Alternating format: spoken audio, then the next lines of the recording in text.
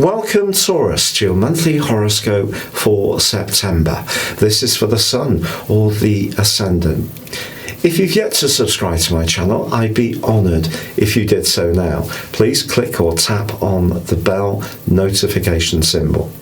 You can also chat with me directly on Twitter at Horoscope Ace. It would be great to have you along.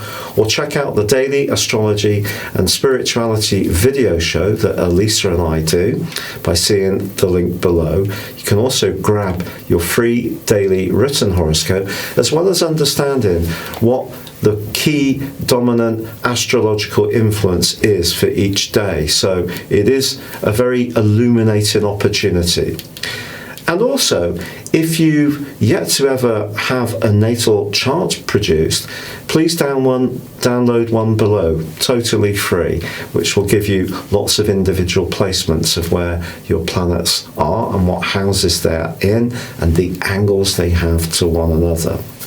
Now, as this month begins, the Sun and Mercury are in the sign of Virgo, which is a sister Earth sign of yours. So the triplicity of Earth is really about practicality. It's about tangible evidence of what we're doing. So this gives you an opportunity to be creative, but also get things into a format that you can really see tangibly in front of you. So really exciting stuff. And also the Sun is going to be forging a terrific angle to the posse of influences also in the Earth triplicity of Jupiter, Saturn and Pluto in your sector of exploration, adventurism, knowledge, the ninth solar house in Capricorn.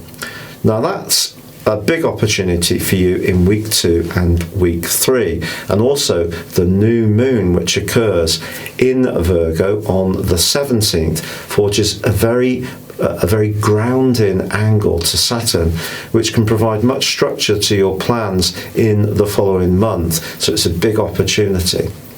But we do have a full moon on the 2nd, and that occurs in the sign of Pisces. Pisces has a kind of duality to it for me. Of course, Jupiter gives it a very spiritual dimension, Neptune a very healing one, but Neptune can also be a very fluid, moving, ethereal influence. But for you, it's where you think about your friendships. And I think your friendships at the moment need to be people who are understanding the impact that Uranus is having on you ever since it first joined your sign in mid-May 2018 through to mid-November 2018, came back in early March 2019, and since then, depending on exactly where your Sun is or any other critical placements and their angle to Uranus in your sign, something's changed in your life. Something will definitely have altered. And what Uranus is asking you to do is to embrace the more individualistic side of your nature. It's great that you're such a steady Eddie. You're the steadiest Eddie of the Zodiac. But sometimes that rather comfortable pair of house slippers can get a little bit worn, and it stops us from perhaps going out and exploring and trying out different approaches. And that's really what Uranus is asking you to do. So on the back of this full moon, it's asking you to be open to your direction of travel, which is coming through Pisces, but also how you're manifesting joy, which is coming through the earthy Virgo. And what Uranus is doing is saying to you, be open to experimentation. You know, around the type of friends or interests you have, or if you're in a love relationship, try to change things up a little bit, do something a bit more spontaneous. Now, on the 5th, Mercury is going to be moving out of the sign of Virgo and into the sign of Libra, but that just gives you an added opportunity to add more precision to whatever you're going to be doing between then and the 26th, when it then moves on the 27th into your opposite sign. But on the 6th of this month, your ruler Venus does move into your sector of home, emotions and nurture. So if a relationship has been a bit starved of of time or energy, the next few days sees Mercury and Venus in a lovely alliance. And even if it is something quite practical that you do with a partner, if you have one, it may be to go for a walk in nature, Venus in the 4th house. It may be to go to a garden centre. Maybe it is spending time on some land you have, growing some vegetables. That kind of thing could be very gratifying with a partner. But if you're single, I also think this points towards being very open-minded about the type of person that you could connect with, and that's going to be a trend that will continue for the next 6 years, because with that big cluster of energy in Capricorn, you are being asked to keep an open mind, keep progressing, keep learning different ways of thinking and being, because that's going to be very life enhancing for you. So, in the first week of this month, the Sun is forging a beautiful angle to Uranus. So it's a real opportunity to bring that freshness and that variety and spontaneity into your world. I hope you really enjoy that. And on the 9th, big event, Mars goes into a retrograde. Now, Mars is located in a complex area for you, particularly.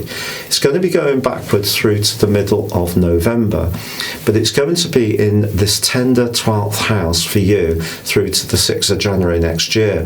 And all of this month, it's clashing with the solar system's tough guy, which of course is Saturn. Now, when Mars and Saturn are in a right angle like this, it can be limited, and it could be that a past memory, 12th house, comes into your consciousness, or something you learn, knowledge, 9th house Saturn, has some kind of unsettling effect upon you. Or perhaps your mind just could go back to someone from your past. This could be someone that you had a sexual relationship, to be quite honest. If there was something about that sexual relationship where the conduct wasn't quite right, you could feel that maybe you need to ventilate the injustice, particularly if it has never been properly put completely to peace within you. Or it's possible that someone's going to confront you with a side of your nature, so their knowledge, but in your 9th house, is going to say something to you about the way you are, which you're not conscious of. The 12th house can be enemies, and Mars can be some kind of forceful sort of push towards us. So just be aware of that all of this month, and also with Mars twisting backwards through to mid-November, there may be something from your past you still need to look at, and if there is some past hurt, anger, frustration and injustice, this is a fine time to grapple with it. Now on the 10th we do have a quarter moon, and this quarter moon actually is for you cautioning you not to be too free and easy with your resources. It's asking you to just be mindful. If you splash out on something you don't really need, then you may get a case of buyer's remorse. But on the 13th, a marvellous event occurs, because Jupiter, the planet of growth, ends a 4-month retrograde period. If you've had any kind of difficulty over a holiday, a legal matter, a contractual situation, if you have your own business and it's contracted with the impact of COVID, my heart goes out to you. And Jupiter going backwards through this whole process sure hasn't helped, but it going forwards is going to promote a much greater sense of optimism.